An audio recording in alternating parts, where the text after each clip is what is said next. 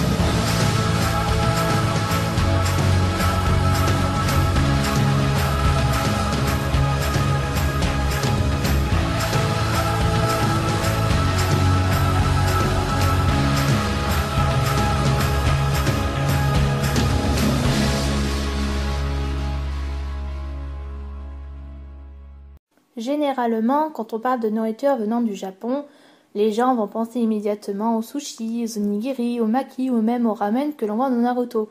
Mais en fait, il en existe tellement de plats que de pâtisseries que les gens les oublient systématiquement ou ne savent même pas qu'elles existent. Donc je tiens à prévenir d'avance que cette vidéo va être divisée en 2 parties. Dans la première, je vais parler essentiellement de ces plats japonais que certains vont peut-être reconnaître ou même connaître, ou pas du tout, c'est une grosse découverte pour d'autres.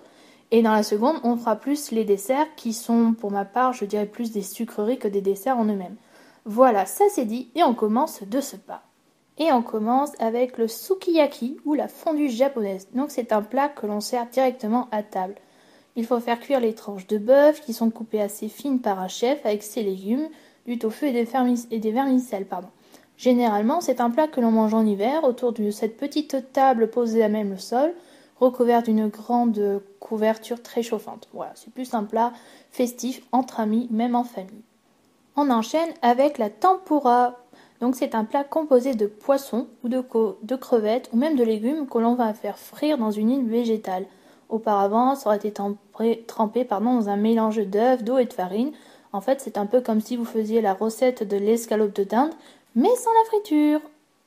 Ensuite vient les yakitori, donc des petites brochettes avec des morceaux de poulet, de foie et de légumes grillés. Alors, on attaque avec du lourd avec les sushis. Donc ce mets se fait connaître en France grâce aux enseignes comme Sushi Shop, Matsuri et d'autres, mais en fait ça n'a rien à voir avec ceux que l'on fabrique au Japon. Son nom désigne un ensemble de plats composés de riz vinaigré appelé sari, assemblés avec d'autres ingrédients qui sont habituellement du poisson cru ou des fruits de mer, mais aussi des légumes ou des champignons. Nous avons tendance à les confondre avec les nigiri sushi, car si on en croit les historiens, ces derniers ont été l'une des premières formes du sushi à être inventées. Les nigiri sushi sont très connus en France grâce aux restaurants que j'ai cités un peu avant, mais sont un peu moins consommés dans leur pays d'origine. Appelé aussi sushi tenu en français, est composé d'une boule de riz vinaigrée sur laquelle on a déposé un peu de wasabi et du neta, c'est du poisson cru. Les plus connus sont le thon, le saumon, la dorade et la crevette en France, ou des fruits de mer. Ils sont vendus dans la rue par des yatai, donc des espèces de petits fast-food itinérants. Ils sont très vite devenus populaires dans tout le Japon car ils se mangent rapidement en une bouchée de main. Suite à la Seconde Guerre mondiale, la vente de ces sushis fut davantage réglementée et les petits fast-food itinérants fermèrent pour être remplacés par des restaurants. Si vous avez la chance d'aller au Japon, vous trouverez dans la plupart des restaurants japonais le sushiya, donc la spécialité des restaurants à sushi. Le shirashi sushi, ce plat est constitué de sashimi, donc des tranches fines de poisson cru, et de légumes qui sont disposés sur du riz vinaigré, le tout servi dans un grand bol japonais. C'est un plat qui se mange essentiellement en famille. La plupart des ingrédients utilisés sont du poisson cru, mais vous pouvez aussi trouver du komaboko, c'est une sorte de surimi, du denbu, qui est un poisson rose sucré pour décorer le plat, et non, c'est pas une blague, ça existe vraiment, ou encore du shiitake, qui est un champignon japonais. Ce plat se mange avec des baguettes, mais ça, vous le saviez déjà. Traditionnellement, ce plat est servi dans un plat carré laqué, mais vous pouvez le voir aussi servi dans un grand bol rond accompagné de thé vert ou d'une soupe miso dont je vous parlerai dans quelques minutes. Les soba et l'udon, ce sont deux types de nouilles japonaises. La première, le soba, est faite à partir de farine de sarrasin, tandis que l'udon, elle, est avec la farine de blé. Elles sont servies soit dans un bouillon, soit dans une sauce. Les ramen, donc ce sont des plats constitués de nouilles dans un bouillon très chaud de poisson ou de viande, servis dans un grand bol. La plupart du temps, on peut retrouver du chachou, qui est du porc grillé, du mamen, qui est du bambou, du naruto, qui est du poisson qui ressemble à du surimi, du maïs, un œuf moellé, du negi, qui est un oignon, ou encore de la fameuse algue nori. On l'accompagne généralement de sauce soja, de pâte de miso ou encore de sel de sio, suivant les recettes. C'est un plat que l'on peut manger à toute heure et que l'on considère plus comme un plat venant d'un fast-food que comme un vrai plat traditionnel. Korokke, la croquette japonaise. C'est un dérivé du mot français croquette. Cette dernière a été inspirée par la cuisine occidentale vers le XIXe siècle. C'est un encas très populaire auprès des enfants. Elle est constituée de pommes de terre écrasées, d'oignons et de viande de bœuf hachée. Le tout est mélangé et forme une boule de la taille d'une main que l'on va enrouler de farine, de jaune d'œuf puis de panko, qui est la panure japonaise. Une fois ces 3 étapes réalisées, il ne vous reste plus qu'à les faire frire. Notez aussi que dans les mangas, elle a généralement une forme qui est un peu une déclinaison. Il s'agit de la kushikatsu. C'est une croquette qui est constituée de porc, de bœuf et d'oignons panés. Elle est piquée, frite et présentée comme un yakitori. Elle est très populaire auprès des jeunes couples. L'onigiri, la boulette de riz populaire. Les onigiri sont des petits encas à base de riz très populaires au Japon. En France, on peut les comparer en fait à nos sandwichs. Sa forme la plus connue est celle du triangle, mais en fait, il en existe bien d'autres. La shangaku gata, celle-ci est triangulaire. Sur le dessus, il y aura une algue de nori. Ensuite, on a la marugata, qui est ronde. Moins fréquente que la première, on la retrouve généralement dans nos bento, car elles sont faites maison. Et enfin, la tawaragata, celle-ci est rectangulaire. Vous la trouverez plus dans les bento, sous une forme de personnage mignon dite kawaii. Mais il existe aussi 3 déclinaisons de cet onigiri. La première est l'onijiratsu, je vais y arriver. C'est un dérivé de l'onigiri, il est plus consistant et plus gros et sa garniture se rapproche de celle d'un maki. Vous trouverez ensuite le yaki onigiri, il est un peu grillé de chaque côté, ce qui lui donne un côté croquant assez agréable. Et enfin, l'anda, c'est un onigiri en forme de panda. Voilà, donc comment on fait l'onigiri? En fait, c'est une boule de riz que l'on va mouler dans la main et envelopper d'une feuille de nori, qui est une algue. Très pratique à manger, car elle se tient effectivement, comme je disais plus tôt, dans la main. Je vais comme répéter, c'est pas bien. Comparée, comme je disais plus tôt, à nos sandwichs, elle se consomme lors de pique-niques, au goûter, sortie d'école, mais il faut bien comprendre qu'elle ne remplace pas un vrai repas. Le sashimi est un grand classique de la cuisine nippone. Il est essentiellement composé de tranches de poisson cru découpées plus ou moins finement selon l'espèce.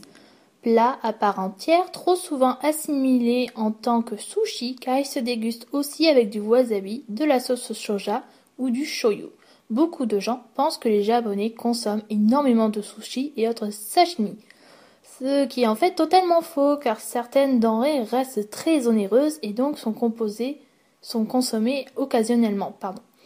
Si certains Japonais en consomment quotidiennement parce qu'ils travaillent en tant que pêcheurs ou qu'ils sont proches d'un port, ici nous parlons de sashimi préparés par des chefs japonais. Faut savoir que devenir maître sushi ne s'improvise pas et demande énormément de connaissances à acquérir et à maîtriser dans la découpe des différents poissons et autres crustacés. Il faut avoir au moins une dizaine d'années d'expérience pour avoir un tel statut, ce qui explique le pourquoi du comment ce plat est horriblement cher. car il faut prendre aussi en compte la qualité et fraîcheur du produit, mais aussi que le chef doit aller quotidiennement à Tsukushi, à Tokyo, où se trouve le plus grand marché de poissons au monde. Suivant où vous mangez votre plat, le contenu peut changer suivant la région. Gambas, limandes, maquereaux, Saint-Jacques, poulpe, dorade, crabe d'oursin, et etc. Et on va pas faire tout le bestiaire de la mer. Le tendon est un donburi, souvent abrégé en don, est un plat constitué d'un grand bol de riz japonais sur lequel on va déposer du poisson, de la viande, des légumes ou autres ingrédients, comme par exemple des tempura dont nous avons déjà parlé un peu en avant. Il peut être aussi recouvert de tansuyu, donc un bouillon d'eau chaude. C'est un plat très souvent servi dans des restaurants ou des shokudu, excusez-moi, au Japon, qui sont en fait des petits restaurants que vous pouvez trouver dans des galeries marchandes. La soupe miso, élément incontournable dans un repas japonais, au même titre que le riz, mais est plus considérée comme une boisson que comme un plat. Elle accompagne souvent tous les repas, même dès le petit déjeuner, mais qui diminue avec les années chez les jeunes qui préfèrent nos petits déjeuners occidentaux. Le maki, c'est un petit rouleau de riz vinaigré appelé sumeshi ou shari, enroulé d'une feuille de nori et fourré avec différents ingrédients comme du poisson, des œufs, des légumes ou d'autres choses. Ils sont arrivés très tardivement dans les restaurants. Pourquoi ? Parce qu'il était inventé dans un seul et une but qui était de ne pas dessécher le riz et de le conserver dans le temps. Il faut savoir aussi que l'on ne les coupe qu'au moment de la dégustation et donc pas avant. Une légende raconte que ce sont en fait les Yakuza qui les auraient inventés, car lorsqu'ils jouaient aux cartes, tout en mangeant des nigai sushi, ils se sont aperçus que le premier n'était pas pratique, tandis que le maki un peu plus. Mais ça, on n'est pas trop sûr de que ça soit vrai ou faux. À savoir qu'il existe également des uramaki, connus aussi sous le nom de California Roll, qui se compose d'une couche de riz autour de chaque rouleau.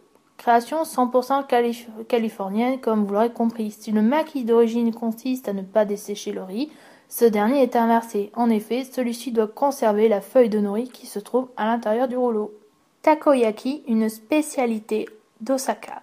Ce sont des petites boules de pâte moelleuse fourrées au poulpe. Même si on en trouve partout dans le Japon, ce mets reste néanmoins la spécialité de cette région, où des petits restaurants appelés les street food sont les plus connus. On y vend aussi des okonomiyaki, des gyoza, des yakitori ou encore ces fameuses takoyaki. Okonomiyaki, encore une spécialité d'Osaka. Cette crêpe salée est très populaire au Japon. On peut la manger aussi bien dans un restaurant que dans des stands japonais. Les touristes la comparent souvent à une pizza car il y a beaucoup d'ingrédients et la garniture diffère en fonction des recettes. Dans les restaurants, vous entendrez souvent okonomi qui signifie votre choix. Elles sont préparées à la demande du client qui choisit aussi sa garniture. On le mange généralement comme plat principal. La pâte est composée généralement d'un mélange de farine, d'œufs, de dashi ou de kondudashi, je vais y arriver, et de choux chinois. On y ajoute divers ingrédients comme des œufs, du porc, des seiches, des crevettes, des noix de Saint-Jacques, des herbes aromatiques, ciboulette, coriandre, etc. et d'autres choses. La préparation est cuite en fait sur une grande plaque chauffante devant vous la plupart du temps. Une fois cuite, on y rajoute les diverses sauces dont la mayonnaise appelée l'okonomiyaki, de la nori, donc une algue similaire à la nori mais dont la couleur est plus marquée, de la bonite séchée qui donne du caractère à votre plat. Sachez aussi qu'aller dans les restaurants qui proposent ce plat est une bonne expérience. Le serveur la réalise devant vous sur cette plaque chauffante appelée tempan, intégrée à votre table qui va la réaliser en 5 minutes. Gyoza, le ravioli japonais. D'origine chinoise, ce ravioli frit au chou et au porc a été revisité par les Japonais. Sa forme de chausson est réalisée avec de la farine de blé tendre et à l'intérieur se trouve de la farce qui peut être composée de nombreux aliments différents. Si le cœur vous donne envie d'aller au Japon, vous en trouverez dans les restaurants à ramen que vous grignoterez comme apéritif et dans les izakaya qui sont des bars japonais. Vous pouvez les manger avec des baguettes, mais il faudra avant les tremper dans de la sauce soja, assez relevée d'huile au piment et de vinaigre de riz ou toute autre sauce. Tamagoyaki, l'omelette copieuse. C'est une omelette à la fois sucrée et salée qui est roulée sur elle-même grâce à une poêle carrée appelée makiyaki nabe, qui est ensuite compressée grâce à une natte de sushi puis coupée en tranches. On la mange tiède comme froide. C'est un plat traditionnel incontournable qui existe depuis l'ère Edo, soit du XVIe au XVIIIe siècle. Il est aussi bien cuisiné dans les foyers japonais, rappelant ainsi le côté fait maison par les mamans, ainsi que par les grands restaurants de sushi, de nigiri ou de shirashi sushi notamment. Tonkatsu, le porc pané frit. Tout comme les croquettes japonaises, ce plat frit est très populaire au Japon. Fortement inspiré de la cuisine occidentale, ce plat a été introduit dans le pays dans les années 30. Plat composé principalement d'une épaisse tranche de porc pané frit avec de la chapelure de panko, qui est plus épaisse, aérienne en bouche et croustillante que la panure française. La viande est composée de choux blancs coupés en fines lanières, de salade, de tomates, le tout servi dans une assiette et nappé de sauce tonkatsu. Peut être aussi accompagné d'un bol de soupe miso, de riz ou d'autres accompagnements.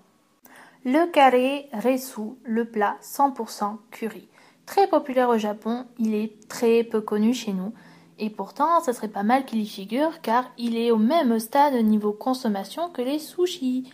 Il a été introduit dans les années 90 et a été rapidement intégré à la longue liste des plats japonais. Principalement composé de viande et de légumes mélangés avec une sauce au curry située sur le côté gauche de votre assiette. De l'autre côté, vous allez retrouver du riz blanc que vous mangez avec une grosse cuillère, donc plus de baguette ici. Vous en consommez aussi bien dans les restaurants que dans les foyers japonais, ainsi que dans les mangas. Il peut être présenté sous différentes variantes, comme le kare udon, donc le riz va être remplacé par des nouilles udon, le katsukare, donc c'est un dérivé du katsudon, un plat avec une tranche de porc pané, ou encore le karepen, donc le pain au curry. Voilà, donc j'espère que cette première partie de vidéo vous aura plu. J'ai essayé de retrouver des mangas où l'on pouvait voir différents plats que j'ai présentés dans cette début de vidéo, mais c'est pas si simple, donc veuillez m'en excuser si par moment j'ai pas pu trouver l'image pour vous la montrer. N'hésitez pas à me laisser un commentaire sur la page de cette chaîne. Donc je vous dis à très vite pour la suite. C'était Miss Lolix, bisous!